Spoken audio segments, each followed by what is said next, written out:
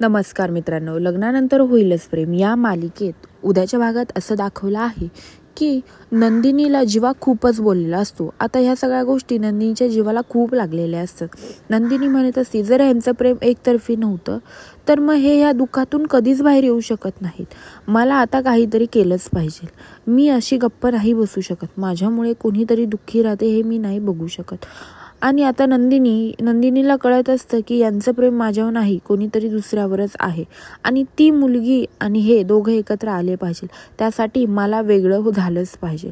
यासाठी आता नंदिनी मनातल्या मनात असा विचार करत असते की मला या नात्यातून यांना वेगळं केलंच पाहिजे. मला आता लवकरात लवकर हे पाऊल उचललं पाहिजे अशी नंदिनी विचार करत असते. आता खरंच नंदिनी जीवाला डिवोर्स देईल का? खरं तर नंदिनीला काहीच सत्य माहीत नसतं. आता कळेलच. आणि इकडे काव्या रात्रभर अभ्यास करणार असती म्हणून पार तिच्यासाठी कॉफी बनवून आणलेली असती आणि त्या कॉफीमध्ये रम्यानी जायफळ मिसळलेलं असतं, कारण की तिचा अभ्यास होऊ नये म्हणून, तिला लवकरात लवकर झोप लागावी म्हणून. आता इकडे काव्या रम्यानी जे मिक्स केलेले आहे तीच कॉफी पिल का? आणि रम्याचा जो काही प्लॅन आहे की काव्याचा अभ्यास होऊ नये हे सक्सेसफुल होईल का?